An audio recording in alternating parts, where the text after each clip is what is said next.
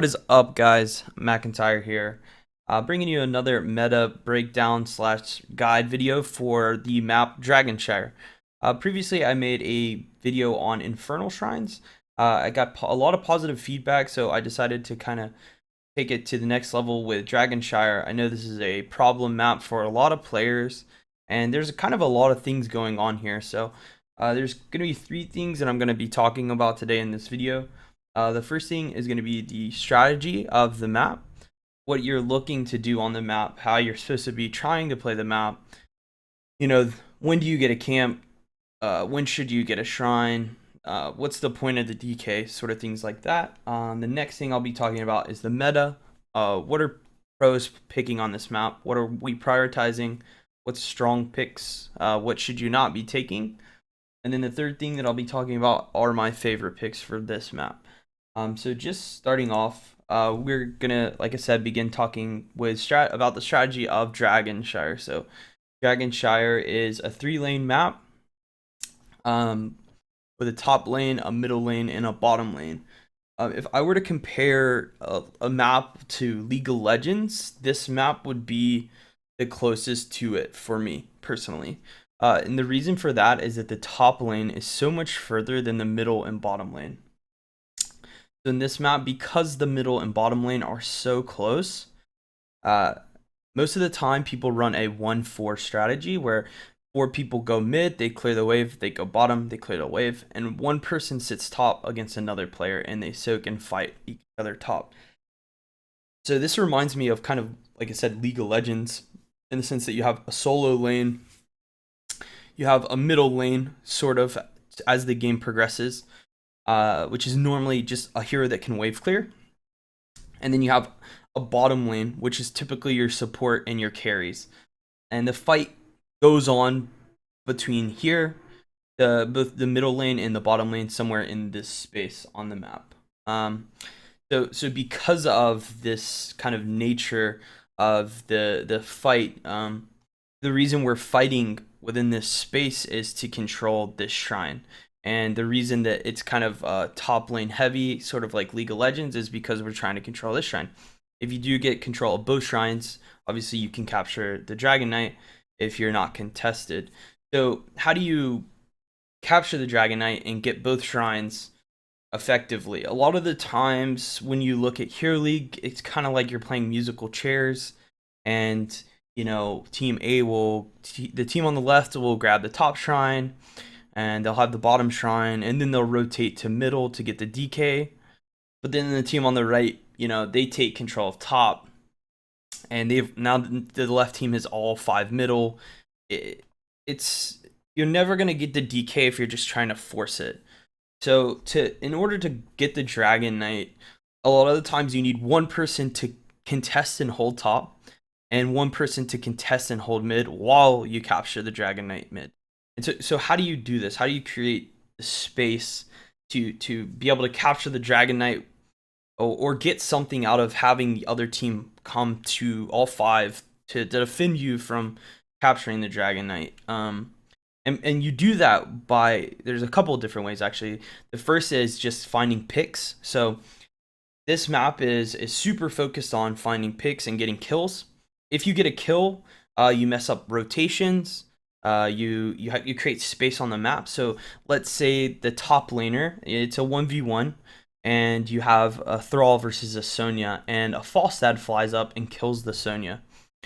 So now Thrall has the top lane space to himself.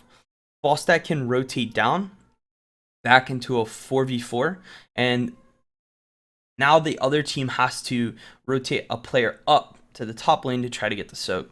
Okay, so now this bottom fight that was now 4v4 has now become a 4v3. And this is the space that you can create to get a Dragon Knight. You might be able to have one person sit bot, and then you can take a 3-on-3 mid, right? And that's something that you definitely can achieve. This is like kind of an important, I think, note to Shire in particular, is you can't really get a Dragon Knight if there's no one dead on the other team. Sometimes you can if you've out-rotated them completely, or if they send 4 people top and you have one character contesting while one person sneaks middle and grabs it. But for the most part, you won't be able to get a dragon without getting a kill somewhere on the map. That's kind of how Dragon Shire works. But you can punish the other team for rotating to the middle lane, like I said, and you can get value off of that. So let's say that we have top shrine and we have bottom shrine, and the other team is rotating to the bottom lane as 5 to capture this point. Okay, this is a high contest point. They have a hold of it, and your team wants to steal it, and you already have top.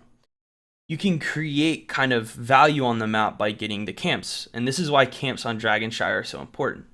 So if they have bottom controlled and we have top, and we take our hards, the hard camp will push top, and we can contest the bottom. Okay.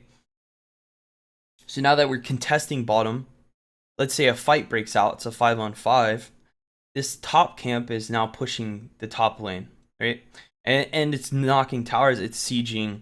And on Dragon Shire, to get ahead, just like Infernal, you try to siege buildings. That's how you can gain your level advantage, because the map is not like you're gonna get more soaked than the other team on this map. Because the map is so small and the lanes are so tight, most of the time it's even XP, and your advantages are gained through siege. And siege comes from camps in this map for the most part. You can obviously out-rotate people and just siege bottom, but camps and picks, as before, are how you get ahead on this map. So if we have a hard camp take top, then we can get bottom and fight for bottom wall hards pushing top. Okay, and if we get the top wall, this is kind of the second way to get a DK. Is normally you get DKs from talent advantage as well. So if you're ahead in a talent, let's say a big one is 9 to 10 on this map, that's when you normally see first Dragon Knights go. So teams will give up Dragon Knights on the 9-10, because if they fight that fight and they lose, then you get a level or 2 behind. And you never want that, right? You just give the Dragon Knight up, defend it, get 10, and then attempt to fight. Or get 10, fight them while they're in the Dragon Knight, because it's a bit weaker. Their team fight's a bit weaker when they have someone in the Dragon, right?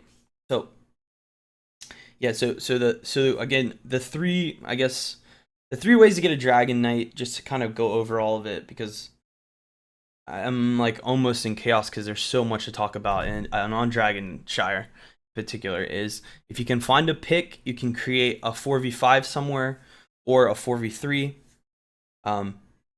If you get a camp, you can create pressure on the map and cause bad fights for the other team. So if you get the hard camp and it pushes top, they send one person to defend that, and your top laner then rotates down bot. You can cause a 4v5 there and potentially win that team fight and get ahead. And the third way is to just gain level advantage by sieging. Okay, and again, this is if you take bot siege camp and you push and get bot wall, then you create an XP lead for your team and potentially a talent tier advantage. And you can use that to force the other team to give you the dragon, because they don't want to fight you and just lose the game outright. Okay, those are kind of the three ways of Dragon Shire and kind of the flow. This is the flow of the map. Okay, I can't really go into too much detail on, you know, when does someone sit top, when does someone sit bot. I will say that one thing that's very important, and happens in Hero League a lot, even happens in competitive games, honestly, is your team will take top, okay, and then you'll take bottom, and then you have the Dragon Knight, okay, and then you have one person sitting top, okay, and their team collapses as 3 to the top lane, and that person dies, right? When you're in this situation, what you want to really try to do is not show on this shrine unless you see them mid, okay? So if you see them mid, you can hold the shrine, right? But you have to be really careful of the 3v1s and stuff. And this happens, again, all the time in Hero League. So what you want to try to do in this case, in particular case, like say you get 2 kills, it's a 3v5, and your team gets the shrine control, and someone's going to capture mid. Make sure you're with 1 or 2 people up here. It's really not worth it to get a Dragon Knight and then have someone die. Your siege is a lot weaker. But if you do, yeah, but if you do have two people, then you can take a 2-on-2, and potentially, if you're the middleman and you see a 2-on-2 going up, rotate to fight them. Your bottom lane can get the dragon.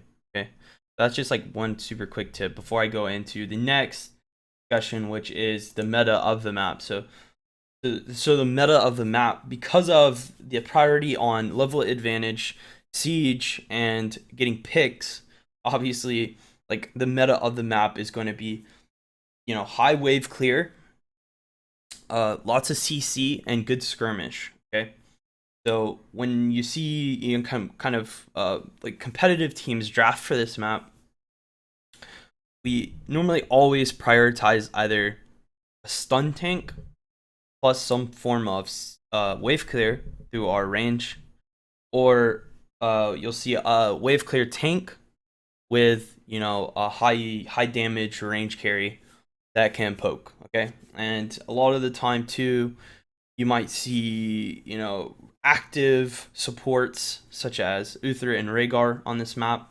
and you might see less of Monk on this map. He's kind of, I guess he's not as high tier on this map as on other maps, because there isn't as much for him to punch. Whereas like on Sky Temple, he can punch the boss, right, and just solo the shrine himself.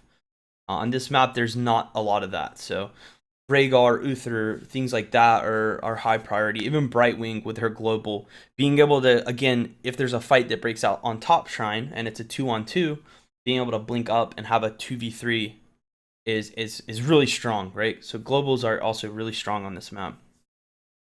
But of a lot of the time, just if we break down into some normal compositions, you'll see always a strong top laner. It's incredibly important. If you have a strong top lane, then you have control of top shrine for the entirety of the game. And by controlling top shrine, you take a lot of pressure off of your bottom lane, right? So it's important to win your top lane on this map. And that's why people prioritize Thrall and Zagara and picks like that on this, and Shin even, Rexar, Murky, yeah, Sonya, Arthas. Strong top laners, good wave clear, good sustain, good ability to trade flows with the other person. And the reason for that, again, is if you control top, then the bottom lane is kind of less pressured. Vice versa, if you, let's say, have a weak top laner like Tyrael, because you want him for the utility, then you must have a strong 4-man. And the reason for that is if you control the bottom shrine, then the top can kind of lose the lane a little bit, right? He's allowed to not control the shrine, and get away with it and get to the late game where you need to get for him to be worth the pick, right? So a strong 4-man would be something like, let's say, ETC, Kel'Thas, Kerrigan, Uther, right? You have good wave clear in Kel'Thas, Kerrigan. You have a good engage on ETC and Uther. Uther's also pretty good at this map because of his W. He can W his own minions and the enemy, so you can sustain your minions and you can get ahead on rotation. Like a thing that you see a lot of the time, and a lot of people asking, why do pro players put 5 people mid at the start? So on this map in particular, let's say we have that 4-man that I just talked about, and we one-shot the enemy wave. Okay, so now our team rotates down, and the other team is trying to get to the bottom lane, but they have to rotate into us, right? ETC would then play kind of roadblock within this bush or this bush, so the other team can't come down into the bottom lane. Kind of blockade them out. So by pushing the wave first, we get to the bottom lane and then can kind of control them from coming down. All right, and a lot of people you can counter a strategy sometimes if you just go bot and just push this wave out as fast as possible. Then the mid team, has to panic and run down into you, and then you can block them out of bot lane. That's like another story, but yeah. So there are some tricks you can do here, but that's kind of the basic idea of the 4-man. And then most of the time you keep your support bottom, which is again what I was talking about before. With it, kind of reminding me of League of Legends. Support is almost always bottom, and he's the one who's controlling the shrine. Um, he's the one to make sure if your team controls this, then he continues to hold it. You don't have to push this lane because the other three players, in this case would be the Kel'Thas, ETC, and Kerrigan. They can kind of just one shot this wave, then come down and help the support player, the Uther. Okay, so Uther doesn't have to do anything other than kind of stand around here and just control this area. If the other team comes onto the shrine, then he can collapse with his team, right? But if it's just like one guy standing on it, then Uther can kind of just chill and just say what's up to him, you know? So yeah, so this is kind of, again, this is the meta of the map. You know, things change up. Obviously, if you have that strong 4-man, let's say you have that Kerrigan, ETC, Kel'Thas, you can knock out mid lane, then rotate and steal these easies, and then push bot, right? Let's say you have a strong top laner like Sonya, you can push the wave out and rotate here, and then have your 3-man help you on hards and push that out. These are kind of like rotations for the map, right? Just basic rotations. So I was talking about kind of compositions a little bit, but I'm gonna go into that more now with my favorite picks on this map. So my first favorite pick on this map is going to be Thrall. I think Thrall obviously is probably one of my favorite heroes at this moment in the game. But I really like Thrall on this map because he is an incredible lane bully in the top lane, and he's one of the heroes that I feel like I can like zone someone out of experience and just dominate the lane. So by taking Thrall on this map, I have the ability, especially in Hero League, to always have control of top shrine, have the person zoned out, keeping them from soaking experience, maybe even forcing picks. Another thing Thrall really does well on this map is, let's say this lane is kind of stale and you're just kind of in a standoff. I typically like standing in these bushes here, these two little bushes. So the person that I'm laned against actually doesn't know if I'm there or not, right? And by doing this, I have the ability to just casually rotate middle and find a pick with like a wolf or something. And it happens a lot more than you would think, because the other team is assuming that you're top. The top laner assumes that you're top because you're standing in these bushes anyways. And on that slim chance that you just take the initiative to go middle, you can find kills. Sometimes you see Thrall players even just heavy rotate all the way bottom it and have a 4v5 and pick up 2 or 3 kills. These are good rotations, and this is a reason why, to me, Thrall is a really strong pick on this map. So by picking Thrall, like what a lot of people were asking, like, what's a good composition around your favorite picks? So funny enough, with Thrall on this map, he doesn't actually require a lot, okay? One thing that Thrall does well with is good follow-up damage, because if he gets a good Sunder and your team follows up on that, then you can find kills. So good follow-up damage is really important. Falstad, Li Ming. Also, kind of going on to Falstad, Li Ming, he's also really strong with teams that have good sustained poke. Because of Thrall's passive and his Chain Lightning, he's almost like a caster, but, you know, if he gets in melee range, obviously he'll do lots of damage. But he has the ability to control the pace of a fight. If he wants to go in, he can, and if he wants to stay back and poke, he also can. So he likes heroes that can also do that, right? He's not a full commit hero. It's not like, okay, we're gonna fight. Thrall's always jumping in like a Kerrigan. So a hero like Uther is not as good supporting Thrall as Kerrigan, because when Kerrigan jumps in, D-shield happens. It's good. That's good. With Thrall, not so much. So Thrall's better with like a Brightwing, a Rhaegar, something that can sustain him, something that can heal him or get him out of a bad situation if he gets into one. That's the type of picks that you want with Thrall. Stun tanks are obviously really good because you can wolf off of their stuns, or they can stun off of your wolf.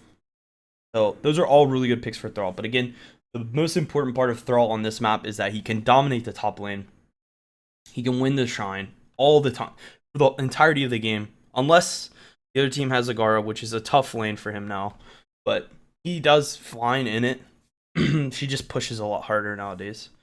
But yeah, he's just a really strong pick in Hero League, and one of my favorites for this map in particular. So the second hero that I'm going to be talking about is actually going to be Jaina, which is an interesting one, I think, for a lot of people on this map in particular, and something that I don't think a lot of people are talking about, but I really like Jaina on this map now after the Triple Blizzard.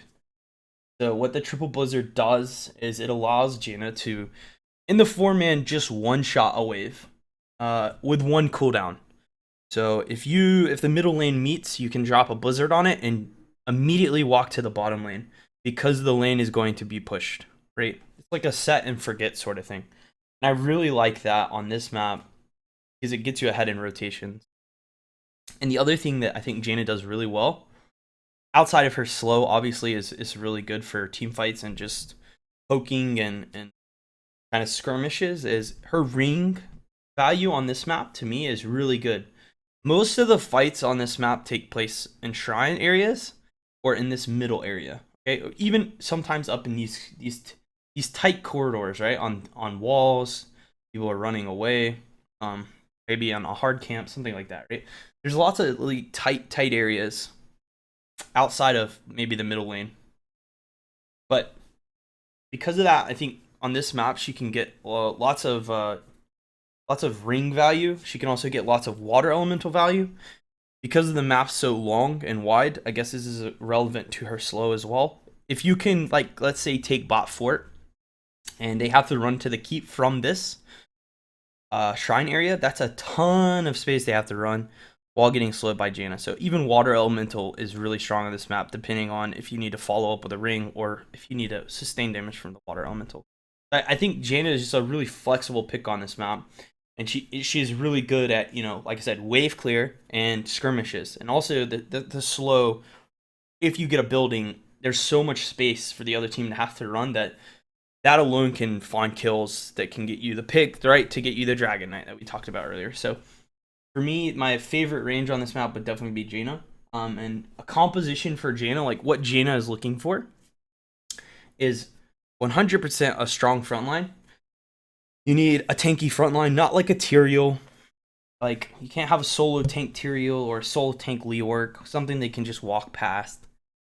You need a strong frontline that is going to punish them if they step up to them, like an ETC or a Muradin or a Joanna. It's going to be hard to get past those people. You can go double tank with Jaina. That's even harder to get past. She likes bursty supports. So Jaina gets in trouble quick. So she needs to get out of trouble quick. Like Rhaegar Ancestral isn't that good with her. Because if she gets bursted and caught, then the Ancestral, her health pool's so low that she'll just die, right? Whereas if you have Monk with Palm or Uther with D-Shield, then, if she's getting caught, you D-Shield her. She has all the space and time. If she's getting caught and she's going to immediately die, you can palm her. Most of the time, because her health pool's so low, it's going to pop. So those are the supports you want with her. And then, like, range, any other range really is flexible with Jaina. Obviously, Executioner, Greymane, and Vala are really strong with her as well. But I think if I'm playing range on this map nowadays in Hero League, I'm usually taking Jaina. I just have fun playing her. So, and the last pick that I'm going to be talking about is a tank pick on this map. Muradin, I think, is my go-to on this map currently. Because of his ability to control the rotations and find the other team. So vision on this map is really important. It's important for the top laner because if the Thrall's winning the 1v1 and he doesn't know where their 4-man is, they could always rotate up and kill him. And him winning it, he's kind of got to overextend for that. So by playing Muradin, I kind of can put myself out there to get in trouble, but be able to get out of trouble. Okay, and there's tons of walls on this map to jump over. You can just create tons of space, and you're kind of like a moving ward, right? You're just finding vision for your top lane and your bottom lane. Your wave clear is obviously going to be weak here. So if you take Murden, you really need someone on your team to have good wave clear. Kind of the same for ETC, honestly. So something like AT, Li Ming, Falstad, even Jaina work well with Murden. But I like Murden on this map because a few things too. He can hold Shrine really well. He can just kind of stand on Shrine. Let's say the other team rotates 3 people and you're on top Shrine and your team's getting the Dragonite. A lot of heroes in the game just kind of flop there and die. Like Murden can kind of stand around, tank a lot of damage, jump over, get out, right? I think there's like a play where BKB did it even in a tournament with Murden in particular. So he's just really good, high mobility. His stun's important on this map. He gets picks. He can tank towers. He can jump. Let's say you can get a jump stun from here down and get a kill on the wall. You can jump here and get a kill on this wall. Just high mobility. Really safe. Okay, wave clear with reverb at level 4. The double clap. He's okay. He can walk up, clap the wave, walk away. I just think he's a really strong pick on this map. Great solo tank in Hero League, and somebody you can carry with as the game progresses. But yeah, so those are my 3 things that I wanted to talk about today: strategy, meta, favorite picks. If you guys have any further questions about the map, feel free to drop them in the comments below. I think the next map that I'm going to be trying to do is going to be Blackheart's Bay. Just to further this Dragon Shire, there is so much more going on this map than what this video covers. But this is hopefully a good base for people who just don't understand the map at all and are just running around putting 4 people to, sending 3 people top, 1 person mid, 1 person bot. Hopefully you guys can understand, and really the philosophy with here is at the end of the day is how can you get an experienced lead on the other team. And on Dragon Shire, it's all those 3 things I talked about in strategy, and by playing the meta, you're creating the opportunity to execute the strategy well, and then you can use my favorite picks to create the meta to execute the strategy. So yeah, if you guys have any questions, again, feel free to put them below. And if you have any advice on what I should do in my next video as well, or feedback, please let me know. Hopefully this video went over a little bit well. I took a lot of people's advice on this one. So, but that's it for me. Hopefully this Dragon Shire meta helps you get to all your way to all you guys to Grandmaster. But cheers again. Thanks for all the support, and I'll see you guys next video. Bye-bye.